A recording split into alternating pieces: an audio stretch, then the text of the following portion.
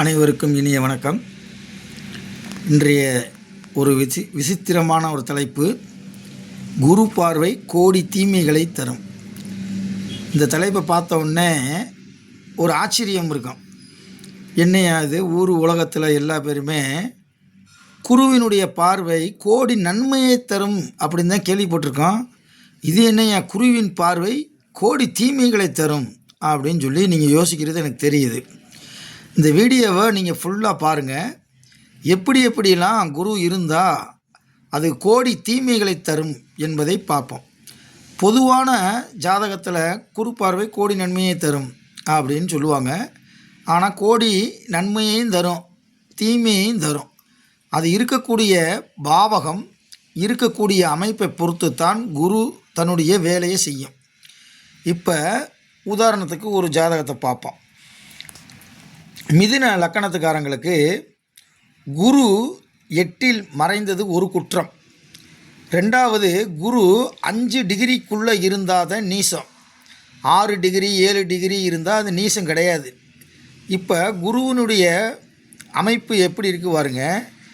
7க்கும் 10க்கும் உரிய குரு 8லே மறைந்து நீசம் பெற்று விட்டார். இப்படி ஒரு அமைப்பு இருக்குது. 6, 8, 12ல் மறைஞ்ச குரு எப்போதுமே நன்மையை செய்யாது. ஃபஸ்ட்டு பாயிண்டாக தெரிஞ்சுக்குங்க.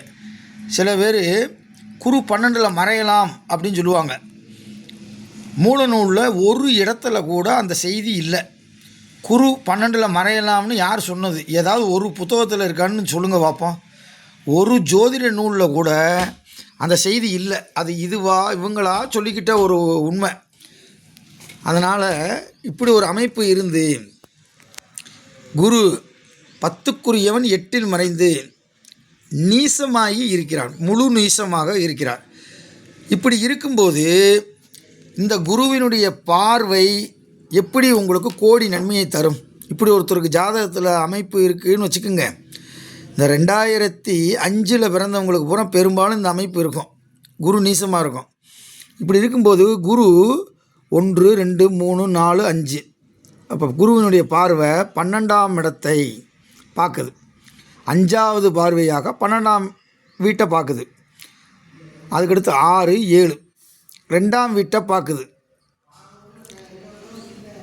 8, 9. அப்போ 4ஆம் வீட்டை குரு தன்னுடைய 9வது பார்வையில் 4வது வீட்டை பார்க்குது. இப்போ நல்லா பாருங்கள்.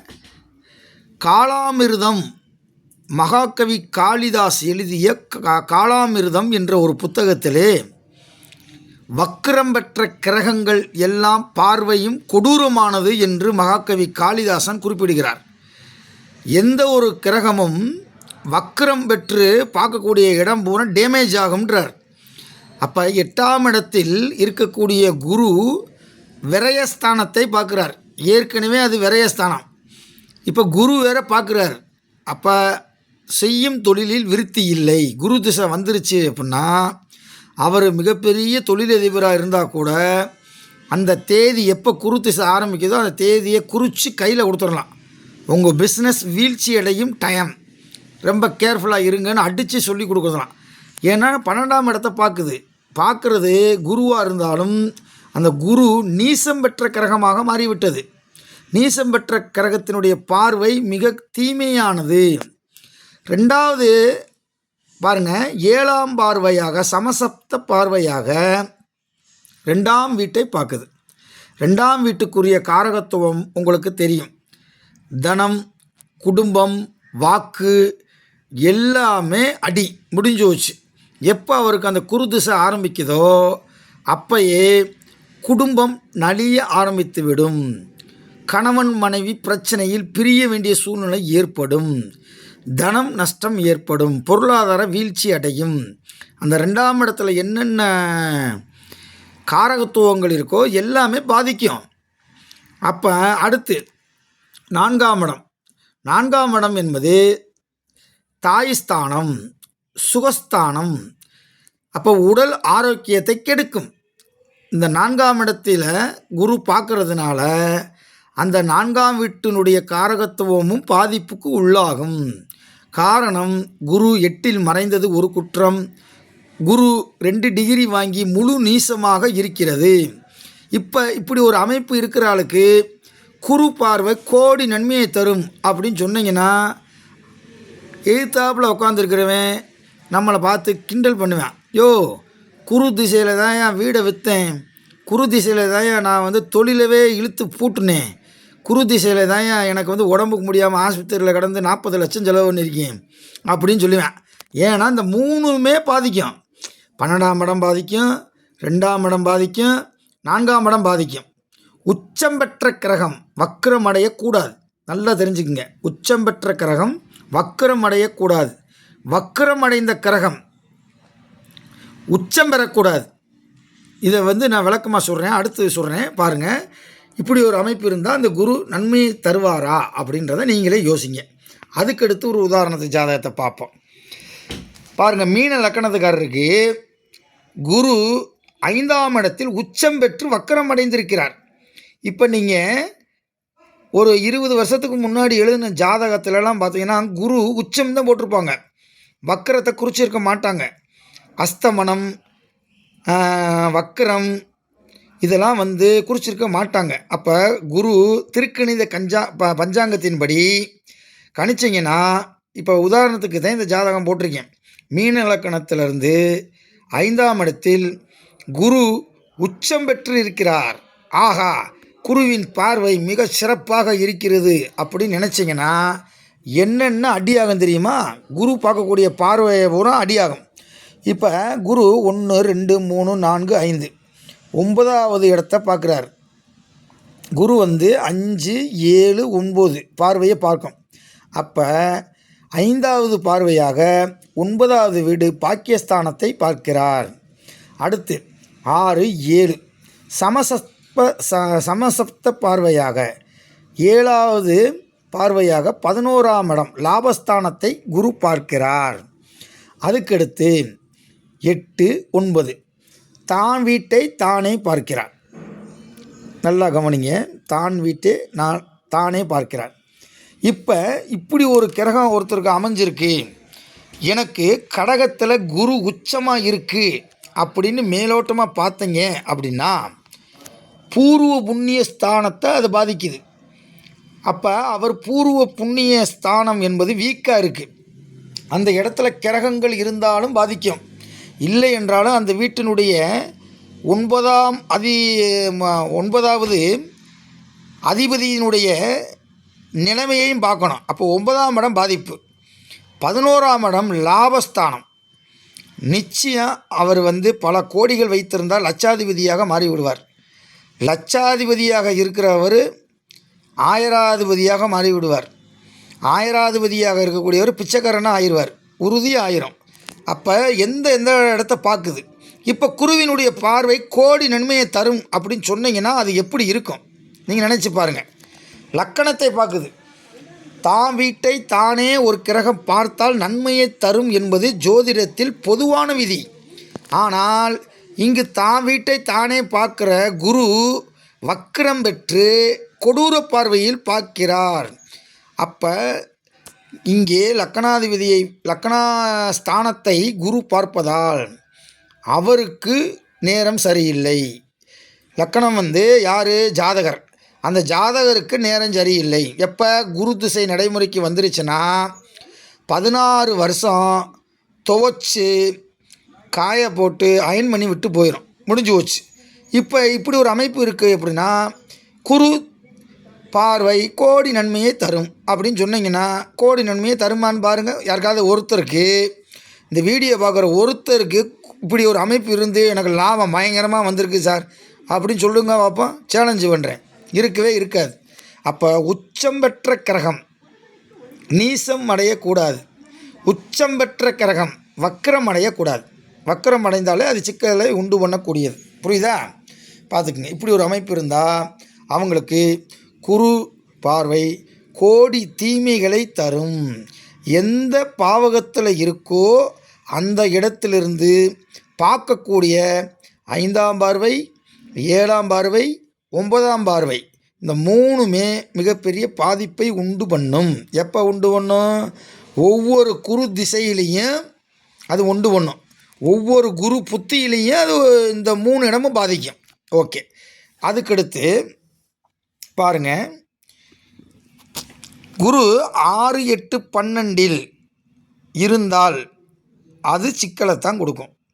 நிறைய ஜோதிடர்கள் குரு 12 காலப்புருஷ லக்கணத்துக்கு 12 குரு மறைவு இல்லை அப்படின்னு சொல்லுவாங்க. ஜோதிட நூல் கிட்டத்தட்ட 1300 நூல் இருக்குது, பழைய காலத்து நூல். அந்த நூலில் ஒரு இடத்துல எடுத்து காட்டுங்க பார்ப்போம் அந்த கருத்தை. சும்மா நீங்களாக ஒரு விஷயத்தை சொல்லுவதற்கு நீங்கள் ஒன்றும் சித்தர்கள் இல்லை, முனிவர்கள் இல்லை, மகரிஷிகள் இல்லை. ஒரு விஷயத்தை, படித்த விஷயத்தை கரெக்டாக நீங்கள் சொல்லணும். அப்படி சொன்னாதான் அந்த ஜோதிட உங்களுடைய வீடியோ பார்க்குறவங்களுக்கு அது பயனுள்ளதாக இருக்கும். நீங்களாக உங்கள் சொந்த கருத்தை சொல்லுவதற்கு ஜோதிடம் இல்லை. அதனால தான் ஜோசியத்தைக்காரனை பார்த்தா நிறையா பேர் வெறுக்கிறதுக்கு காரணம். பாருங்கள், இப்படி ஒரு அமைப்பு இருக்குதுன்னு வச்சுக்கோங்க. கும்ப லக்கணத்துக்காரருக்கு 6ஆம் இடத்தில் குரு வக்கரம் அடையாமல் இருக்குது, ஆனால் ராகுவை கூடியிருக்கு. ஃபஸ்ட்டு குற்றம் குரு 6இல் மறைந்தது. 2வது குற்றம் தீய கிரகங்களுடைய சேர்க்கை இருப்பது. இப்படி இருந்தால் குருவினுடைய பிடியில் ராகு இருக்கிறதா, ராகுவினுடைய பிடியில் குரு இருக்கிறதா என்ற சந்தேகம் உங்களுக்கு ஏற்படும்.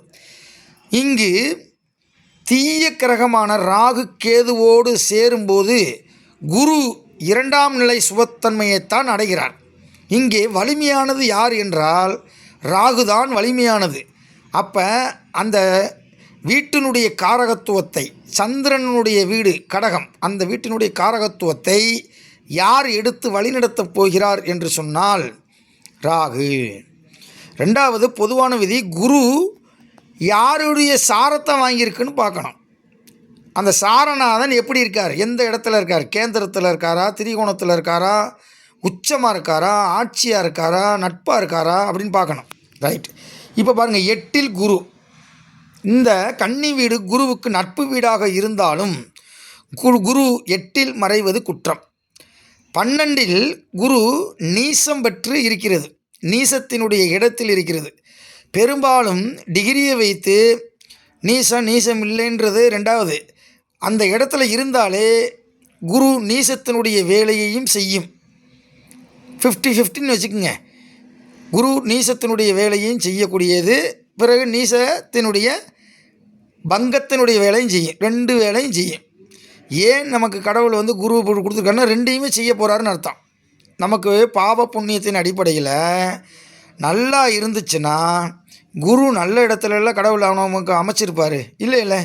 அப்போ இங்கே நீசத்தினுடைய வீட்டில் இருந்தால் நீசத்தினுடைய வேலையும் செய்யும். அப்போ குரு 6, 8, 12 இருந்தால் அந்த 16 ஆண்டுகள் அவனை வச்சு செஞ்சிடும். அதுதான் உண்மை. ஓகேவா? இப்போ புலிப்பாணி முனிவர் குருவை பற்றி என்ன சொல்லியிருக்காருன்றதை பாருங்கள். குரு எங்கே இருக்கணும்? 1, 4, 7, 10 என்ற கேந்திரத்தில் இருக்க வேண்டும், அல்லது 1, 5, 9 திரிகோணத்தில் இருக்க வேண்டும், அல்லது தனக்காரகனாக வர வேண்டும் 2ஆம் இடத்தில், அல்லது 11ஆம் இடம் லாபஸ்தானத்தில் குரு அமர வேண்டும். இந்த இடத்தை தவிர மீதி எந்த இடத்தில் இருந்தாலும் குரு ஒருபோதும் நன்மையை செய்யாது என்று புலிப்பாணி சித்தர் சொல்கிறார். அப்படி குரு கேந்திரத்திலேயோ திரிகோணத்திலேயோ பணப்பரஸ்தானம் என்று சொல்லக்கூடிய 2ஆம் இடம் 11ஆம் இடத்திலேயோ குரு வலிமையாக இருந்தால் அந்த ஜாதகனுக்கு ஜென்மனுக்கு யோகம் செப்பு என்று சொல்கிறார். அந்த ஜாதகக்காரனுக்கு யோகம்டா அப்படின்றார். First point. 2வது பாயிண்ட்டு, செந்திருமால் தேவியுமே பதியில் வாழ்வாள். பதி என்றால் வீடு.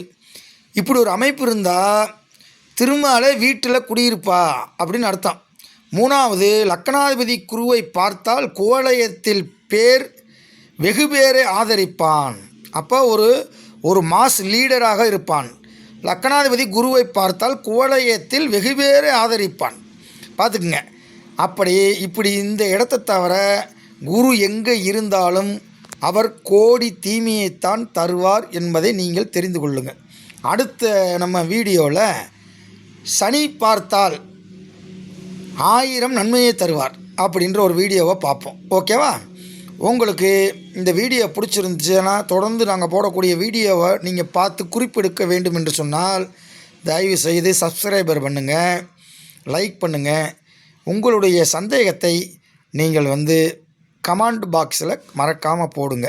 அது எங்களுக்கு கொடுக்கக்கூடிய ஒரு ஊக்கம் என்று சொல்லி இந்த வீடியோவை முடித்துக்கொள்கிறேன். உங்களுக்கு கருத்து வேறுபாடு எது இருந்தாலும் ஜனநாயக நாட்டில் அது உங்களுக்கு உரிமை இருக்குது. நீங்கள் இதை மறுத்து யாராவது சொல்ல விரும்புனா கமெண்ட் பாக்ஸில் தெரிவிங்க. நன்றி, வணக்கம்.